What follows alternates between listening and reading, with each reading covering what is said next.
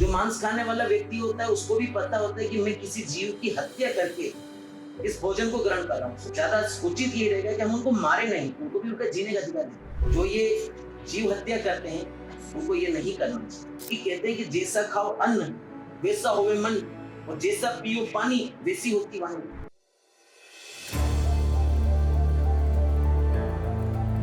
One more interview in the series.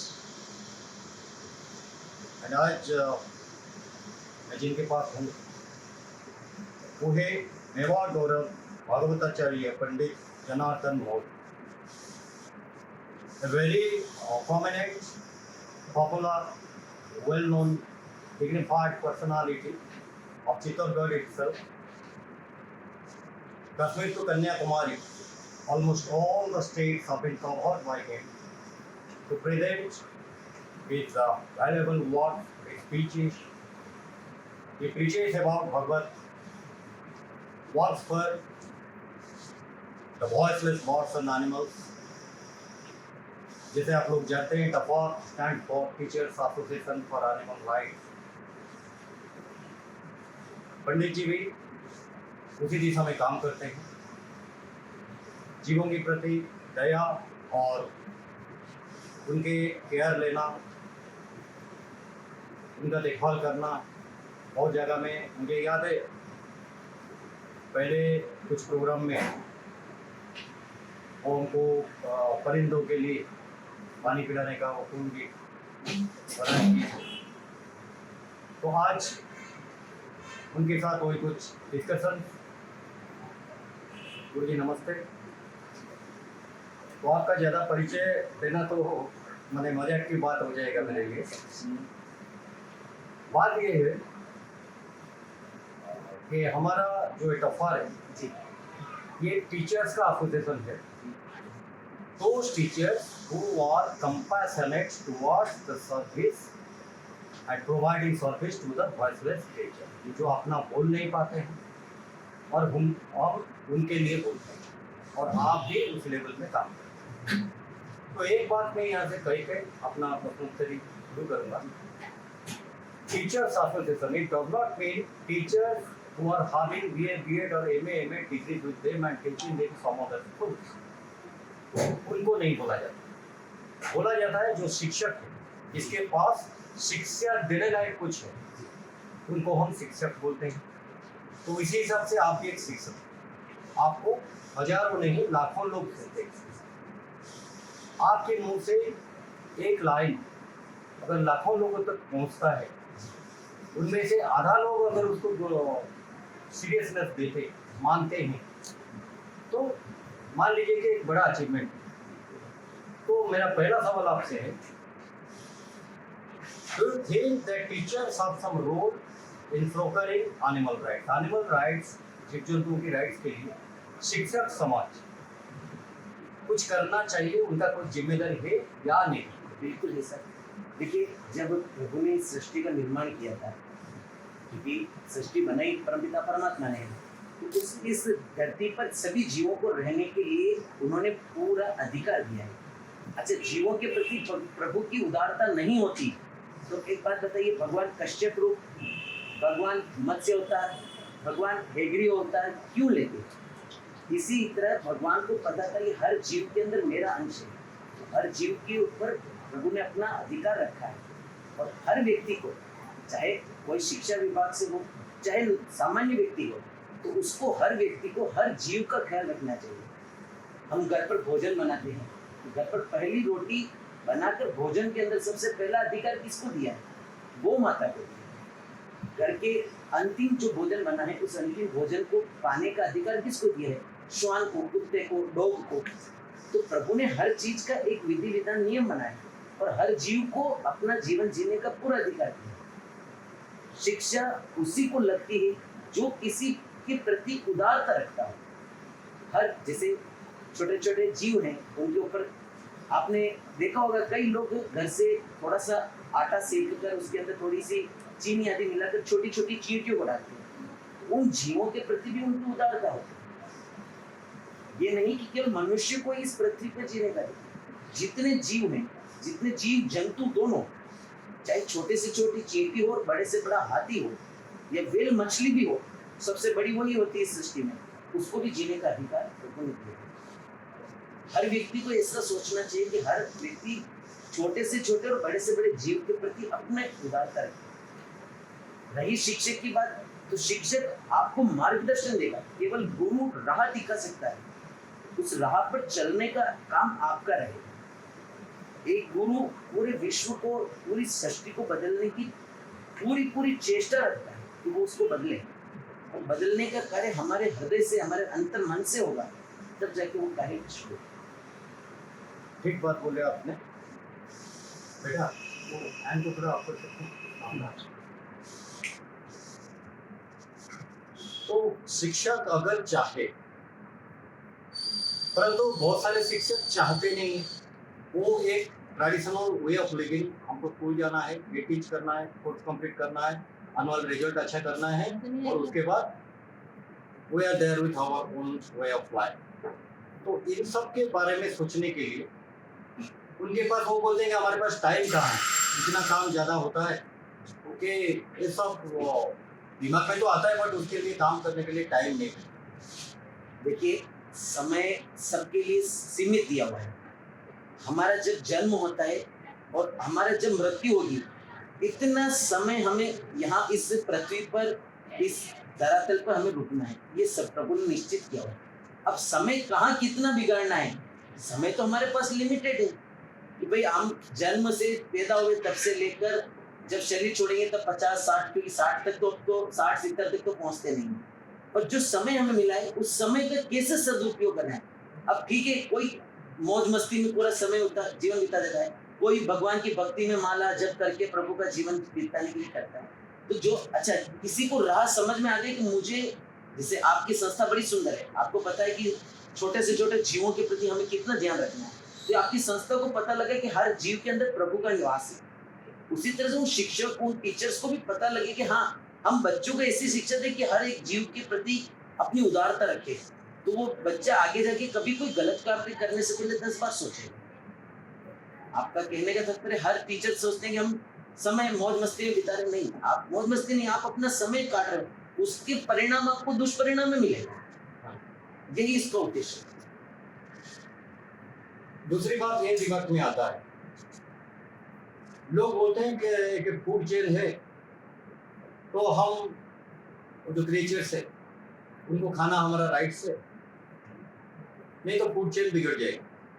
जैसे कि wild animals को हम देखते हैं, उनके लिए वो स्वाभाविक खाद्य है, उनका खाना है, बट हमारे पास ढेर सारे ऑप्शंस हैं, अदर ऑप्शंस। बिल्कुल। तो हम फिर वही मीट ईटिंग की तरफ, या जैसे कि हमारे सर बोलते हैं एनिमल ईटिंग की तरफ क्यों जा रहे हैं? देखिए, लोगों को आपने पहले सुना होगा कि पृथ्वी पर जब धरती पर पहले देवता लोग भी रहते थे और दैत्य लोग भी रहते थे। तो जो दैत्य लोग होते हैं, देवताओं का भोजन था शुद्ध शाकाहारी बनना, अन्न ग्रहण करना, फूल नहीं, फल आदि, जो कंदमूल आदि होते थे, वो उनका भोग लगाते थे। अब रहे जो दानव आदि की तरह, तो जो दानवों का भक्षण क्या था, अभक्षणीय पदार्थ खाना, जैसे मांस वगैरह, आसुरिक जो प्रवृत्ति के जो भोजन होता था, वो दैत्य लोगों को तरह। अच्छा, मैं ये नहीं कहता जो मांस आदि खाते हैं, देखिए, जो मांस खाने वाला व्यक्ति होता है उसको भी पता होता है कि मैं किसी जीव की हत्या करके इस भोजन को ग्रहण कर रहा हूँ। एक बात बताइए, जब आपके थोड़ी सी उंगली पे कहीं कोई कट या कहीं हल्की सी खरोच आती है, तब जो खून आता है तो हमें उसका दर्द होता है कि हमें तकलीफ होती है, हमारे शरीर में उसकी पीड़ा हो रही है। उस जीव को हम काटेंगे, उसके काटे हुए जीव को, उसी काटने के बाद उसका जो पाप है वो तो हमें लग ही रहा है, उसके बाद हम उसको खा रहे हैं, तो उसका तो पाप हमें कई गुना और बढ़ गया ना। फिर हम कहते हैं कि हमारे जीवन में इतनी तकलीफें आ गई, वो आने का कारण कि हमारा खाना ही जब शुद्ध नहीं होगा, क्योंकि कहते हैं कि जैसा खाओ अन्न वैसा होवे मन, और जैसा पियो पानी वैसी होती वाणी। तो हम खाना ही शुद्ध नहीं करेंगे तो हमारा मन कैसे शुद्ध होगा। फिर हम कहते हैं हमें सांसारिक तकलीफ मिल रही। अरे जब हम किसी की जीव की हत्या करेंगे, किसी की हत्या करने के बाद हम सोचेंगे हम प्रसन्न रहें, तो कहाँ से रहेंगे। और खाना उसी जीव को, क्यों उस जीव को जीने का अधिकार नहीं दिया प्रभु ने? उसको जीने का जितना अधिकार आपको दिया है उतना ही अधिकार उस जीव को भी जीने का दिया है। यहाँ पे एक सवाल मेरा आता है, जब हम जिसको बोलते हैं एनिमल एग्रीकल्चर, मान लीजिए कोई पोल्ट्री फार्म किया है, जी वो चिकन का नंबर बढ़ा रहा है, थाउजेंड्स, जी कोई गोटारी गोट फार्म खुला है, वो हजारों गोट्स रख रहा है, वो भी पैदा कर रहे हैं, तो वो पैदा क्यों हो रहे हैं? हमारे खाना बनने के लिए। देखिए, व्यक्ति का जन्म और मरण ये ऊपर वाले ने दिया है। तो जन्म नहीं, देना तो एनिमल्स का मैं पूछ रहा हूँ। एनिमल्स के लिए आप कह रहे हैं जो उनको खा रहे हैं, हम खा रहे हैं, हाँ जो खा रहे तो हैं, हमारे खाने के लिए वो पैदा हुए हैं क्या? नहीं, वो उनका जीवन जीने के लिए हुए सर। अब आप जैसे आप बाजार से सब्जी खरीद के लाते हैं, तो आप ये भी कह सकते हैं कि क्या सब्जी हम खाने के लिए लेके, तो सब्जी बनी खाने के लिए, पर वो जीव को जो आप मार के खाओगे वो आपको खाने के लिए नहीं, उसको भी अपना जीवन जीने के लिए। पर हम ये कर रहे हैं, उनको अपना जिंदगी जीने के लिए नहीं छोड़ रहे हैं। नहीं छोड़ रहे तो गलत इसका दुष्परिणाम होता है सर, क्योंकि संसार में भगवान ने जिन जीव को भेजा है उनको अपना, क्योंकि देखिए जीने का अधिकार सबको दिया है, चींटी से लेके हाथी तक, मैंने आपको पहले भी यही बात की, अधिकार सबको दिया। तो जो आप पोल्ट्री फार्म के लिए बोल रहे हैं, जैसे मुर्गी आदि जो या भेड़ बकरी का जो पालन कर रहे हैं, भेड़ बकरी का पालन, आप उसका दूध यूज कीजिए, उसको मारकर खाने के लिए क्यों, उसके भेड़ का उसका बकरी का दूध पीजिए, गाय भैंस के लिए गाय भैंस का दूध पीजिए, गौ को तो हम माता कहते हैं सर, गाय की सेवा करते हैं, गाय के अंदर 33 कोटि देवता विराजमान होते हैं, गाय का गोबर से लेकर गाय का मूत्र तक पवित्र है, पूरी गाय गो माता किसे कहा, उस माता का स्वरूप दिया हमने। उसी तरह से जैसे हर गो माता के अंदर हम प्रभु का स्वरूप देखते हैं, उसी तरह से हर उस जो मुर्गी आदि है उसमें भी तो किसी ना किसी किसी देव स्वरूप का अंश देखो उसमें। आपको जब आप अपना नजरिया बदल दोगे किसी जीव के प्रति देखने का, तो आपका जीवन परिवर्तन हो जाएगा। ये ज्यादा उचित ये रहेगा कि हम उनको मारे नहीं, उनको भी उनका जीने का अधिकार दें। देखिए, मारना तो प्रभु के हाथ में है, वो कैसे कब किस व्यक्ति की कैसे सांस छीनेगा ये तो ऊपर वाला है, पर उसको जीने का अधिकार देना चाहिए। जो ये जीव हत्या करते हैं उनको ये नहीं करना चाहिए। अभी मान लीजिए 2015 में WHO वर्ल्ड हेल्थ ऑर्गेनाइजेशन ने एक रिपोर्ट निकाला कि regular consumption of red meat causes cancer. हम अगर रेगुलरली पशुओं की मीट खा रहे हैं तो कैंसर कर सकता है। तंबाकू के लिए दुकान में सिगरेट डिब्बा में लिखा गया, लिकर में लिखा गया, बट ये जो चीज नॉन वेज ईटिंग पर, इसके ऊपर सरकार की, ये रिपोर्ट गवर्नमेंट के पास भी होगा जी, बट इसके ऊपर कोई प्रिकॉशन लिया नहीं जा रहा। उसके लिए जनरल पब्लिक या एक वक्ता के हिसाब से जिसको लाखों लोग सुनते हैं जी, आप क्या बताएंगे, ये मैसेज लोगों तक जाना चाहिए नहीं जाना चाहिए? बिल्कुल होना चाहिए। जब आप किसी व्यसन के आइटम को खरीदते हैं, जैसे सिगरेट, तंबाकू आदि, तो उसके ऊपर लिखा है कि इसको मत यूज करिए, इससे कैंसर होता है। अब आप जैसे मीट या जो अभक्षणीय पदार्थ है वो उसको खाएंगे, कितना सहन करेगा? ये जो प्रभु ने पेट दिया है, ये इसकी भी एक लिमिट होती है। अब उसको खाएंगे तो उन जीवों के अंदर से कोई ऐसी बीमारी होगी, क्योंकि मनुष्य ही है, मनुष्य के अंदर भी कई बीमारियां होती है साहब, उसमें भी कहीं ना कहीं कुछ ना कुछ शरीर के अंदर दुर्भावना आती कुछ होती है, या हम और कहीं नहीं कहते, तो जैसे मेरी आपके प्रति जलन हो रही है, मैं आपसे जेलसी रखता हूँ, तो ये भी गलत है। तो इसका यदि मेरी आपके प्रति जलन हो रही है और मैं आपके बारे में दुष्परिणाम सोच रहा हूँ, तो मेरे अंदर भी कुछ कमी, और उस जीव के अंदर कुछ ना कुछ कमी हो तो उसका हम मांस खाएंगे, तो हमारे शरीर में रोग आना तय। सरकार को ऐसा चाहिए कि किसी भी जीव की हत्या ना हो, ऐसी व्यवस्था को लेकर गवर्नमेंट, सरकार, राज्य सरकार, केंद्र सरकार को इससे कदम उठाना चाहिए। जैसे कि हमारे सर बोलते हैं कि meat shop, medical store, hospital, वहाँ पे वो स्टिकर जो रिपोर्ट है WHO का कि मीट ईटिंग कंटिन्यू करेंगे तो कैंसर हो सकता है, ये सब जगह में सरकार की लाइसेंस के साथ ये चिपकना चाहिए। बिल्कुल चिपकना चाहिए। लोग तो खा रहे हैं, बट कम से कम देखिए ये स्टिकर लगने चाहिए, क्योंकि जब तक व्यक्ति को अपना आईना नहीं दिखता है, अपना चेहरा कैसा बना हुआ है, जब तक व्यक्ति आईने के सामने जाकर नहीं देखेगा तो उसको अपना चेहरा का स्वरूप पता नहीं लगेगा। तो आप उसको खा रहे हो, उसके बाद आपको इस सरकार की प्रतिक्रिया नहीं दिखेगी, तो आपको कैसा कैसे पता चलेगा कि इसको खाने से मुझे कैंसर होगा? भाई कुछ समय पहले कोरोना आया था। कोरोना की शुरुआत भारत से नहीं हुई थी, सबसे पहले हुई थी चीन से। चीन से क्यों हुई? क्योंकि वो वहाँ के लोग उन हर चीज को खा जाते थे। तो हर चीज में कहीं ना, मैंने अभी आपसे ये कहा था, उस हर चीज को खाने में कहीं ना कहीं कुछ कीटाणु ऐसे कुछ होंगे जो आपके खाने के साथ आपके शरीर में जाकर उसका दुष्परिणाम है। आपने देखा है कोरोना काल में लाखों लाखों लोग मारे गए और उसका यही कारण रहा कि हम एक सेकंड। कोरोना के जो जिन्होंने खाया कोरोना के अंदर उस मीट को, उसी वजह से कोरोना के बाद लाखों लाखों लोग मारे गए। तो लाखों लोगों के मरने के पीछे क्या था? मांस भक्षण किया किसने? किया चीन वालों ने खाया और उसकी सजा पूरे संसार के लोगों को भुगतनी पड़ी, क्योंकि उसको जो मांस खाएगा, जो किसी जीव की हत्या करेगा, तो उसका परिणाम तो सब भुगतना पड़ेगा। वो चाहे कोई भी हो, चाहे पैसे से पैसे वाला आदमी हो, चाहे गरीब से गरीब हो, सजा तो सबको बराबर है।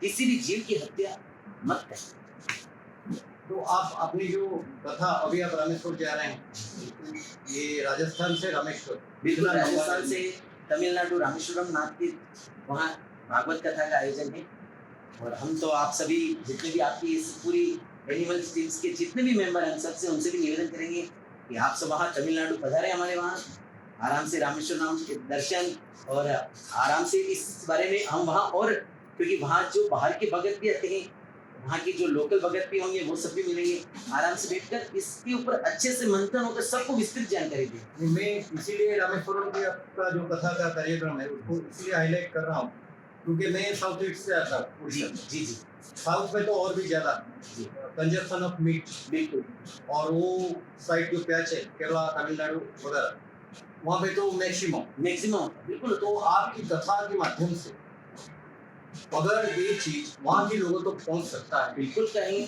क्योंकि टफर एक कंसंट्रेटेड चीज नहीं है, नहीं हम अपने आप को स्प्रेड करना चाहते हैं। बिल्कुल कहेंगे। आपके पास आने का कारण हमारी एक लाइन आपके माध्यम से एक साथ लाखों लोगों के पास पहुंचेगी। बिल्कुल कहेंगे सर, हम तो ये चाहेंगे कि आपने जो उद्देश्य बड़ा सुंदर लिया है, हर एक जीव को बचाने के लिए आप एनिमल के साथ साथ हर जीव, हम तो ये कहेंगे कि एनिमल में जितने भी हैं आप उनके अंदर प्रभु का स्वरूप देखें, हर जीव को अपना मानें।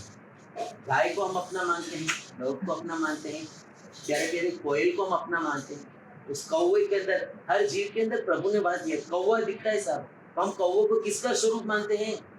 बिल्कुल शनिदेव का भी कह सकते हैं, पितरों के देवता अरियम्मा जो उनका भी, उनमें भी उनका स्वरूप लगता है। अच्छा, जब अभी श्राद्ध पक्ष आने वाले हैं तो श्राद्ध पक्ष में हम किनको पूजेंगे? अपने पितरों को। पितृ किस पर आते हैं? कौवे के स्वरूप में। तो कौवे भी हमारे लिए पूजनीय हुए ना सर। हर जीव पूजनीय है, क्योंकि जीव को पूजनीय नहीं होना होता तो भगवान उस स्वरूप में नहीं आते। मैंने आपकी शुरुआत में कहा था, भगवान ने कश्यप अवतार लिया, हेग्रीव अवतार लिया, भगवान ने मत्स्य अवतार लिया, भगवान ने वराह अवतार, जितने भी भगवान ने जो जो जीव जंतु के स्वरूप में भगवान ने अवतार लिए, भगवान को भी पता था कि इन जीवों की कुछ जीव होंगे। इससे दिखे तो मत्स्य अवतार लिया, बिल्कुल। तो हम मत्स्य को तो आराम से खाते हैं, तो खाने के कच्छप अवतार लिया, बिल्कुल सबको भी खाते हैं। तो जो खाते सर खराब उसका दुष्परिणाम आपने अभी कोरोना में देख लिया, क्योंकि भगवान अपनी सृष्टि में किसी के साथ अन्याय होने नहीं देगा। यही कोरोना होने के पीछे कारण है, क्योंकि देखिए हर चीज की एक सीमा तय की हुई है। आपका जीवन, मेरा जीवन एक तय सीमा है कि आप 60-70 तक पहुंच जाएंगे, क्योंकि 100 साल तक तो हम लोगों ने इतने अच्छे पुण्य किए भी नहीं है कि हम लोग 100 साल तक जिएंगे। ठीक है, 50 साल तक हमारा जीवन होगा, पर प्रभु ने एक सीमा तय की, तो आप कितना खाएंगे? जितने जीव को खाएंगे उसका कुछ ना कुछ तो दुष्परिणाम होगा। अच्छा, ये भी एक सवाल आता है, आप बोले कि मनुष्य को शाकाहारी शुद्ध सत्व खाना है, हम खा रहे हैं हमारी मध्य, तो वो हमारे प्रभाव शरीर के ऊपर और मन के ऊपर, व्यवहार के ऊपर, तीनों पर प्रभाव आता है क्या? बिल्कुल आता है सर, क्योंकि मैं इसी के ऊपर एक छोटा सा एक धार्मिक तथ्य बनाया है। श्रवण कुमार का नाम सुना होगा आपने, जिन्होंने अपने माता पिता की सेवा में, उनके हिसाब से आज दिन तक किसी ने अपने माता पिता की सेवा नहीं करी है। ठीक है, एक बार श्रवण कुमार किसी राजा के यहाँ गए, राजा बड़ा दुष्ट था, तो श्रवण कुमार अपने माता पिता को अपने कंधे पर बिठाकर छोटी सी कावड़ बना के अपने माता पिता को लेकर जाए। तो उस राजा के यहाँ का उसने अन्न खाया।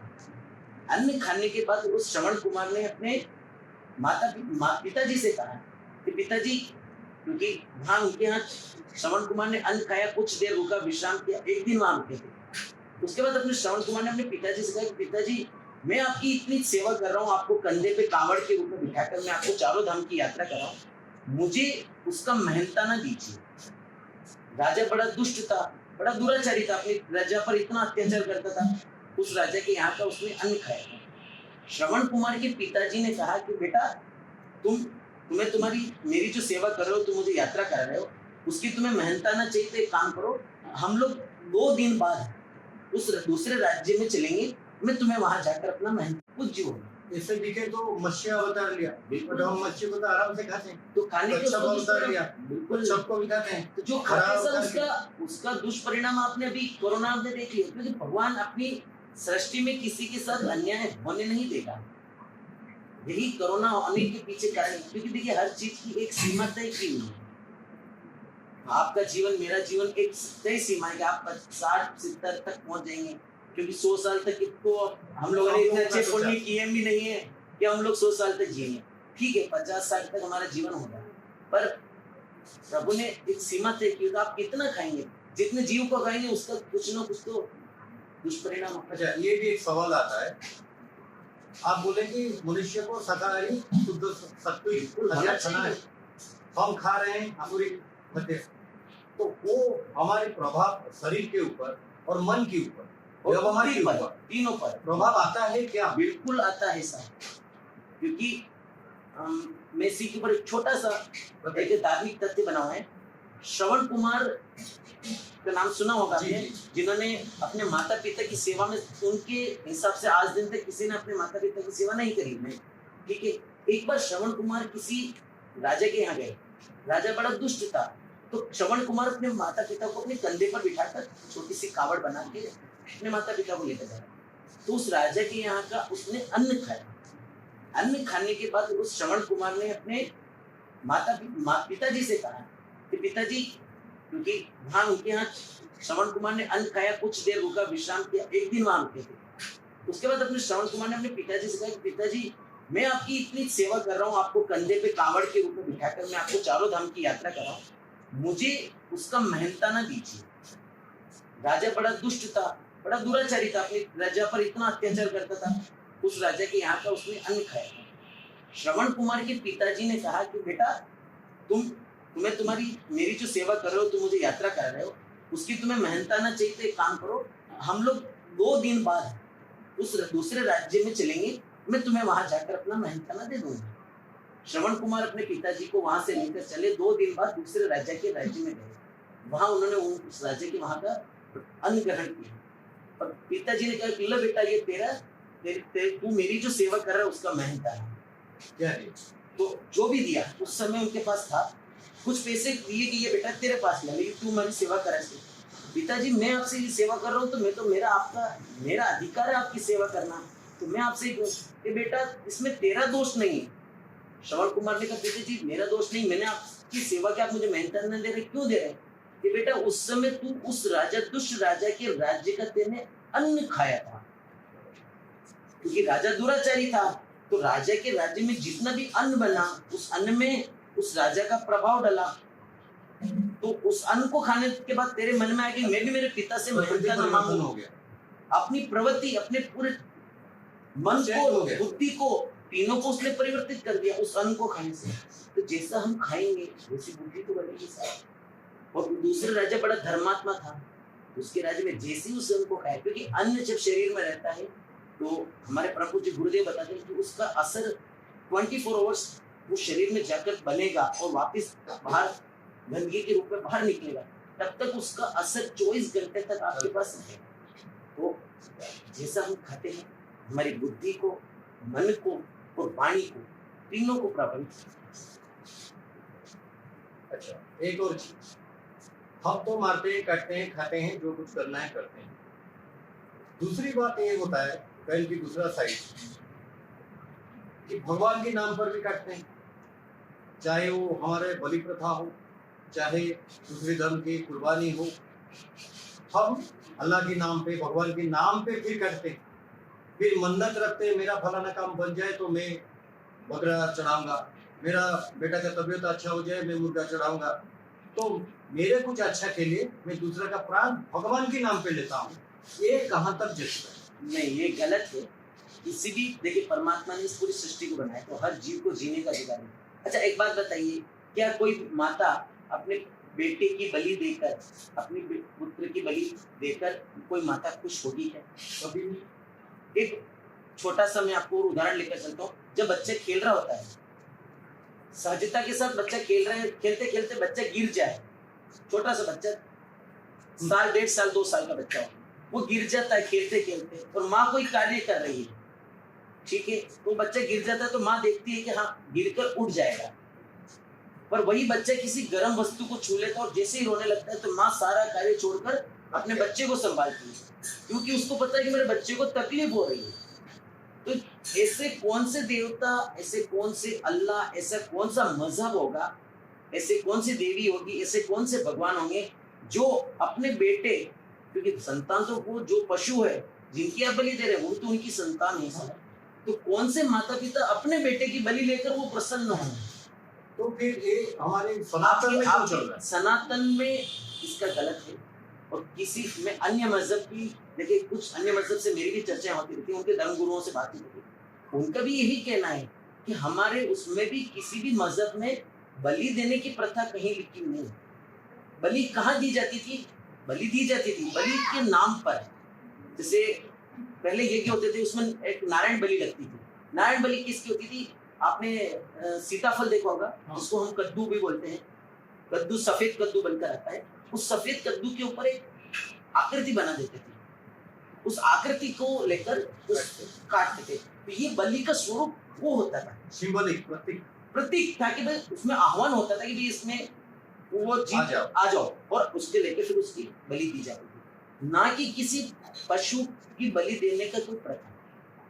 जब हमारे शास्त्र में बोलते हैं, लिखा हुआ है, पंडित जी बोलते हैं कि माँ को तो बलि चाहिए, ये कहाँ तक? अच्छा, माँ को बलि चाहिए, तो माँ को बलि किस चीज की देनी चाहिए वो भी मैं आपको बताता हूँ। माँ को पशुओं की बलि के लिए नहीं कहती है, माँ बलि किस चीज की मांगती है कि आपके जीवन में जितने दुर्गुण है उसकी बलि दीजिए। किसी जीव की बलि की माँ ने कभी मांग नहीं करी। मैंने अभी अपने ये कहा, एक माँ अपने बच्चे का दुख नहीं देख सकती। एक बेटा, अच्छा एक बात बताइए, एक पिता के पुत्र होते हैं, पुत्र कोई पढ़ने में होशियार होता है, कोई पढ़ने में थोड़ा कमजोर होता है, तो पिता की नजरों में तो दोनों है ना। हमारे गुरुजी तो ये कहते हैं कि माँ अपने बच्चे को कोख में 9 महीने पाल लेती है और उस बेटे के प्रति अपना बहुत लगाव बढ़ा लेती है, चाहे उसके एक बेटा हो चाहे उसके 10 बेटे, ठीक है। पर एक पिता होता है, एक पिता होता है, वो अपने चाहे एक बेटा और चाहे 10 बेटे भी होंगे तो 10 बेटों को जीवन भर पालने के लिए बड़े दिमाग में लगा लेता है कि मेरा बच्चा कभी भी भूखा ना। तो कौन से पिता, कौन से देवता, कौन सी माता, कौन से मजहब में वो ये चाहेंगे कि सब इनकी बलि दी जाए? बलि कभी नहीं, बलि आपके दुर्गुणों की मांगते हैं, ना कि किसी पशु की बलि की मांग की जाए। क्योंकि इंसान अपने आप को सबसे समझदार, सबसे एडवांस, सबसे डेवलप हम मानते हैं। जी बिल्कुल। मान लीजिए अभी डॉक्टर के पास जाते हैं, डॉक्टर तो बोलते हैं आपको और ये वो खाना पड़ेगा, नहीं तो प्रोटीन कम्प्लीशन नहीं होगा। सीबीएसई का बुक्स, हम सीबीएसई स्कूल में काम करते हैं, सीबीएसई का बुक्स में आता है प्रोटीन के लिए आपको मीट, मछली, अंडा, ये सब पिक्चर के साथ आता है। जी जी। तो जब स्टूडेंट के पास बिगिनिंग से ये चीज पहुंच रहा है तो सीखेगा, तो वो तो बोलेगा मुझे पढ़ाया क्यों, टीचर को ज्यादा मानता है। देखिए मैं आपकी देखिए, क्योंकि ये शिक्षा विभाग का कोर्स, वैसे शिक्षा विभाग को सोचना चाहिए कि जो शुद्ध शाकाहारी जितने भी भोज्य पदार्थ बने, अंडे में, मछली में, मांस में, इनसे ही प्रोटीन आता है, तो फिर दालें किस लिए बने? दालों में भरपूर प्रोटीन पड़ा हुआ है। हरी सब्जियां किस लिए बने? उनमें भरपूर प्रोटीन है। और आपको प्रोटीन ही चाहिए तो गौ माता का दूध यूज कीजिए, गौ माता की सेवा करके। अरे गौ माता को तो आप लोगों ने रोड पर छोड़ दिया सर, रास्ते पर उसको बेचने में, उस गौ माता को पाल कर उसका दूध पीजिए, फिर देखिए कैसे जितना प्रोटीन आपको मांस खाने में, अंडा खाने में, मछली खाने में नहीं मिलेगा, उससे ज्यादा प्रोटीन तो हमारे घर की जो रसोई घर बनाओ उसके अंदर भरपूर प्रोटीन की मात्रा पड़ी हुई है। अब धनिये में देखिए, अच्छे से थायराइड को ठीक करने की क्षमता रखता है धनिया। अच्छी से अच्छी दालें देखिए, जितनी तरह की दालें, हर दाल के अंदर अपनी एक विशेषता है। अपने शरीर के अंदर जो जिस चीज की कमी है उस दाल के अंदर पूरी हो जाती है। जरूरी नहीं कि आप मांस, अंडा, मच्छी खाएंगे तो ही प्रोटीन आएगा। आप जितनी रसोई घर में सामग्री है उसके अंदर देखिए आनंद, विटामिन सी की कमी भी हो रही है या डी की कमी हो रही है, ए की कमी, जितनी भी जो भी विटामिन है उनकी कमी लग रही है, तो आप अपनी रसोई घर से निकालिए, इतने सुंदर सुंदर आएगा।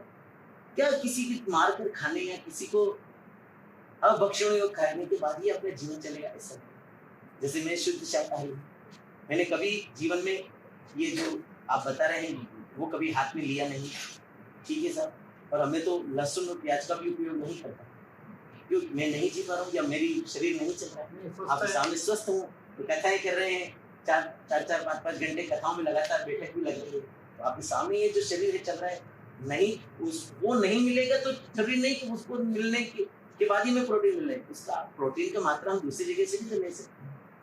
तो हमारा जो कॉन्स्टिट्यूशन संविधान जी, उसमें भी कुछ आर्टिकल्स में टिपिकली बोला गया है ये सब के ऊपर ध्यान देने के लिए, उनको प्रोकर करने के लिए, उनको सिक्योरिटी देने के लिए, बट ये सब लागू क्यों नहीं हो पा रहा है?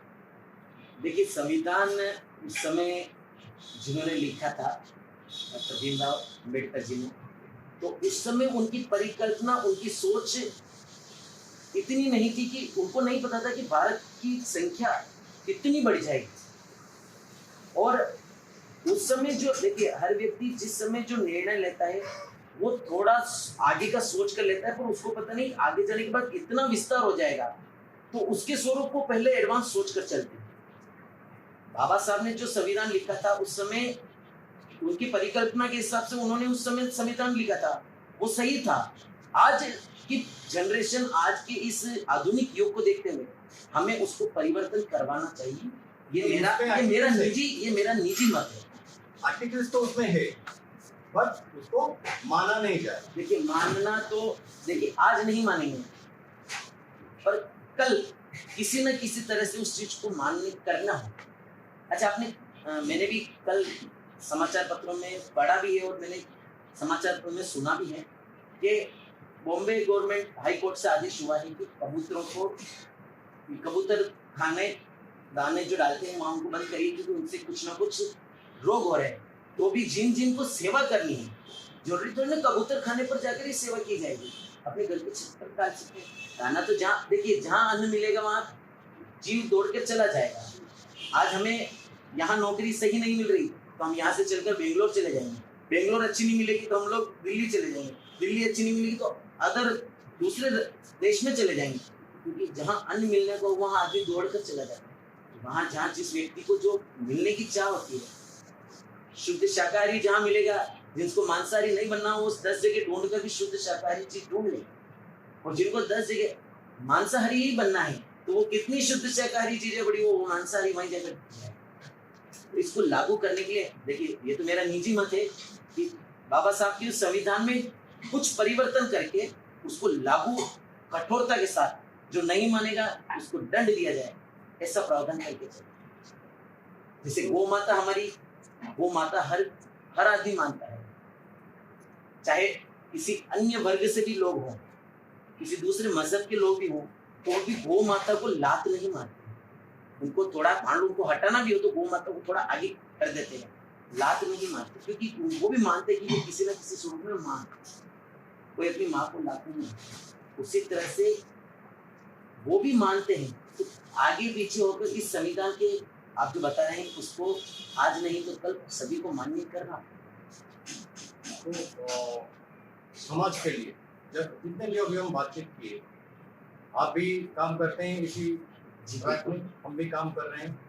एक चाय तो कोई बड़ा बदलाव ला नहीं सकता, बट लाखों चाय तो बहुत कुछ बदल सकता है। बदलाव लाने के लिए हम चाहेंगे आज ही सब कुछ हो, ऐसा नहीं होगा। हम अपने जीवन में धीरे धीरे उसको परिवर्तन करके लाएंगे, तब जाकर ये पूरा समाज, और समाज आगे बढ़ेगा तो देश को आगे अपने आप बढ़ने में कोई नहीं रोक सकता। देखिए गौ माता की सेवा के लिए आपकी संस्था बड़ा, सभी जीवों के लिए आपकी संस्था बड़ा सुंदर है। हमारे जो समिति है, हमारा जो मंडल बना हुआ है श्री परशुराम रामायण मंडल के नाम से, हम लोग भी गौ माता, पक्षियों के लिए परिंदे, पानी के लिए हम गर्मियों में, सामान्य दिनों में भी हम लोग ये परिंदे आदि वितरण करते हैं। और गौ माता के लिए भोजन की व्यवस्था के लिए जो भोजन के पात्र बने हुए आते हैं, जैसे घर पर जो ज्यादा भोजन बन गया है तो अब हम लोग उसको अन्यत्र डालने से अच्छा हम वो पात्र दे देते हैं, उस पात्र में आप इकट्ठा कर लीजिए, गौ माता होगा, गौ माता खा लेंगे, या जो दूसरा जीव होगा जिसको खा सकता हो वो खा लेगा।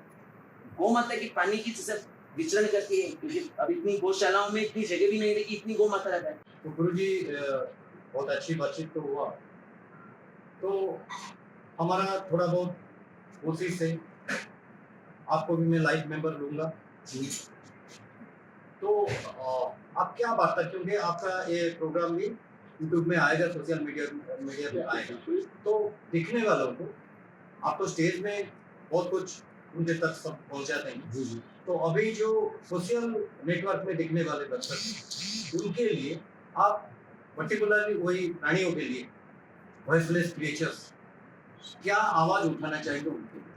देखिए, मेरे तो जितने भी जो सोशल मीडिया ऑनलाइन प्लेटफॉर्म पर जितने भी भक्त हैं, मेरा उन सबसे विशेष निवेदन रहेगा कि देखिए, आप अपने जीवन में जितने भी जीव जंतु हैं उन सबके ऊपर अपना थोड़ा ध्यान रखिए, उनका भी जीने का अधिकार दीजिए।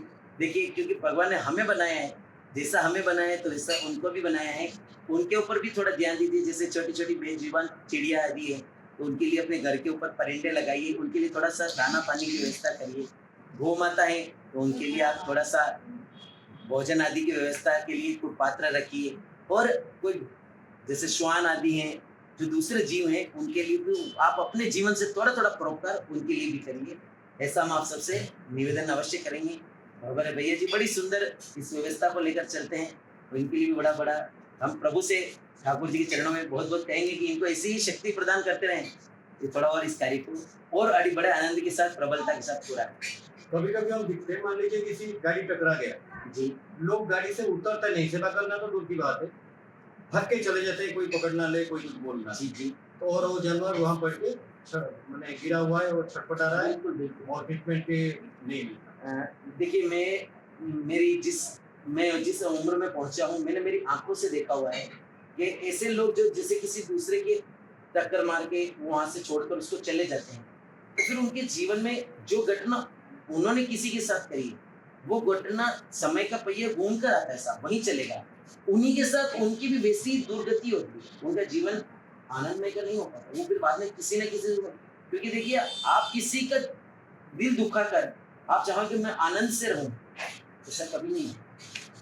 अब मैंने आपका दिल दुखाया है तो प्रभु मेरा अवश्य दुखाएगा ही, और यदि मैंने आपका नहीं दुखाया तो प्रभु मेरी क्यों दुखाएगा, क्योंकि मैं भी तो प्रभु का उसी का बलि प्रथा को दूसरा धर्म में क्या हो रहा है, हम पहले अपना घर को साफ करें। जी बिल्कुल, हमें बलि प्रथा के खिलाफ चलना उनके साथ चाहिए। बात करता हूँ तो अभी भी किया था, वो क्या बोल रहे हैं, हम तो साहब साल में एक दिन हमारा बकरीद होता है, आपका तो हर दिन मंदिर पे बलि चढ़ता है। देखिए, उनका धर्म में देखिए, क्योंकि उसमें कई बातें होती हैं, तो उस बारे में मैं उन किसी दूसरे धर्म के लिए नहीं जाऊंगा, पर अपनी यहाँ है कि देखिए, आप उनके धर्म में उन्होंने बिल्कुल सत्य कहा कि एक दिन की बलि होती है, ठीक है, पर हमारे यहाँ जो खाने वाले हैं वो रोज कर रहे हैं। खाने वाले अच्छा को छोड़िए, अच्छा, एक दिन बलि के लिए, बलि की प्रथा हमें, मैंने आपको पहले कह दिया, कोई भी देवता, कोई भी माता जी, कोई भी ईश्वर बलि की प्रथा की मांग नहीं करता। ये कहाँ से शुरुआत एक्चुअली हुआ हमारे पुराणों में, इतिहास में, ये चीज कहाँ, मतलब क्यों इसका एंट्री क्यों देखिए, बलि देने का?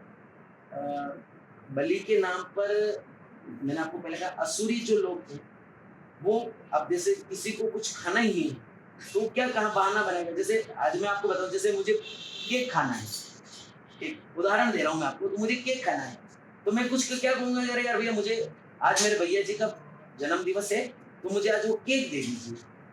खाना किसको है? मुझे। जन्मदिन किसका बना दिया? उसी तरह से इस बलि प्रथा की शुरुआत ऐसे ही की गई होगी। मैं क्या पूर्णतया प्रमाणिकता के साथ नहीं कह सकता, पर मेरे जब तक ध्यान में है, जब तक जितना मैंने पढ़ा है, उस हिसाब से किसी की बलि के लिए किसी के नाम लेकर उसकी शुरुआत की गई, ना कि किसी प्रभु की, किसी देवता आदि की मांग होती कि मुझे बलि दीजिए। तो आखिर में अब तो बहुत कीमती टाइम अपना दिया जी जी। हुआ। टफा के लिए आपका क्या विश रहेगा? मैं तो आपकी संस्था के लिए बहुत बहुत साधुवाद कहूँगा आपकी संस्था को कि आपकी टफर संस्था बहुत सुंदर कार्य कर रही है कि जो नहीं बोल सकते हैं, जो बोलने वाले तो अपनी पीड़ा कह के बता देंगे। छोटा सा बच्चा होता है, उसका पेट दुख रहा हो तो वो रोकर बताएगा, उसको भूख लग रही होगी तो भी रोकर बताएगा।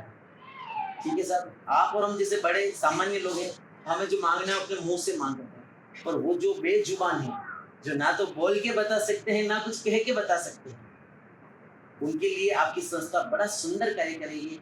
भगवान आपको ऐसी प्रेरणा दे कि उन जीवों के लिए आपकी संस्था सदा इस कार्य की ओर बड़ी विशालता के साथ प्रगति करे। मैं तो प्रभु के चरणों में यही ऐसी विनती करूंगा। तो ये था आज का हमारा इंटरव्यू और गुरु जी से बहुत अच्छे अच्छे बातें भी हुई। उम्मीद करता हूँ कि जो वार्तालाप जिस कारण और जो उद्देश्य लेके हम ये काम कर रहे हैं जी वो सफल तब होगा जब देखने वाले उसको दिल से माने, तब जाके हम सोच सकते हैं कि हमारा मेहनत कुछ रख रहा है। धन्यवाद, थैंक यू।